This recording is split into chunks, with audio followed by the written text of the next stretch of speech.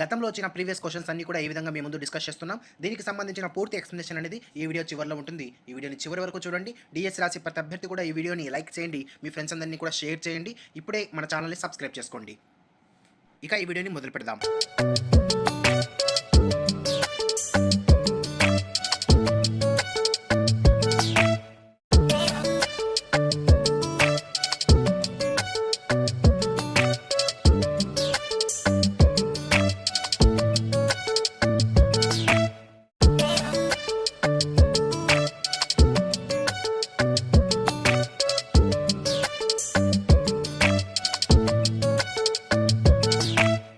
బౌద్ధ విద్య అనేది బౌద్ధ మత సూత్రాల ఆధారంగా రూపొందించబడింది. బౌద్ధ మత సిద్ధాంతాలను 3 రకాలైన ఆధారాల ద్వారా తెలుసుకుంటారు. అవి ఆర్యసత్యాలు, త్రిరత్నాలు, త్రిపీఠకాలు. ఆర్యసత్యాలు అంటే సబ్బం దుఃఖం, దుఃఖం సముదాయ, దుఃఖం నిరోధః, దుఃఖ నిరోధ మార్గః.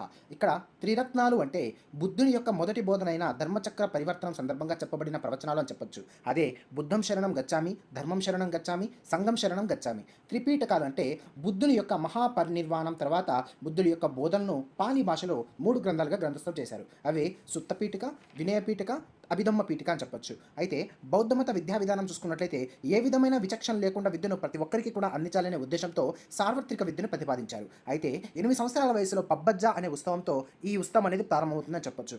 పబ్బజ్జ అంటే అర్థం ఏంటంటే ముందుకు సాగిపోవడం. పబ్బజ్జ ఉత్సవంలో విద్యార్థి చేత బౌద్ధమత త్రిరత్నాలను పలికింప చేయడం జరుగుతుంది. పబ్బజ్జ ఉత్సవాన్ని పూర్తి చేసుకున్న విద్యార్థిని సమనేరులు అని పిలుస్తారు. బౌద్ధమత విద్యా విధానంలో ప్రాథమిక విద్యాభ్యాసం అనేది మఠాలు లేదా ఆరామాలలో ప్రారంభమయ్యేది. ఇక్కడ ప్రాథమిక విద్య కాల వ్యవధి 12 సంవత్సరాలు అని చెప్పొచ్చు.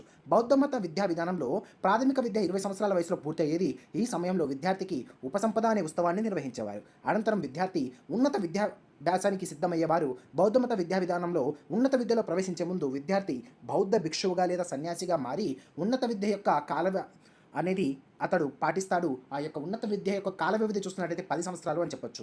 ఉన్నత విద్య పూర్తి అయ్యే సమయంలో ఉపసదస్సు అనే ఉత్సవాన్ని నిర్వహించేవారు. బౌద్ధమత లక్ష్యాలు చూసుకున్నట్టయితే దుఃఖం నుంచి విముక్తి చేయుట, జీవికకు సిద్ధం చేయుట, నైతిక విలువల అభివృద్ధి, నిడాంబరత అని చెప్పవచ్చు. విద్యా ప్రణాళిక మనం ఒకసారి చూసుకున్నట్టయితే బౌద్ధ విద్యా విధానం అనేది సమగ్రమైనది. అంటే నైతిక మరియు భౌతిక అంశాలను ఇది సూచిస్తుంది.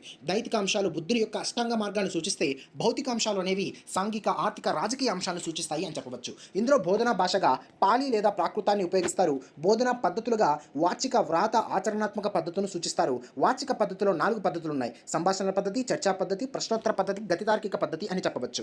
భారతదేశంలో బౌద్ధ విద్య ప్రారంభంలో మఠాలు మరియు ఆరామాలలో నిర్వహించబడేది. తర్వాత కాలంలో వాటి స్థానంలో విశ్వవిద్యాలయాలు ఏర్పాటు చేయబడ్డాయి. భారతదేశంలో మొదటి విశ్వవిద్యాలయం నలంద విశ్వవిద్యాలయం అని చెప్పవచ్చు. ఇది కుమారగుప్తుని కాలంలో ఆర్యదేవుడి చేత స్థాపించబడింది అని చెప్పవచ్చు.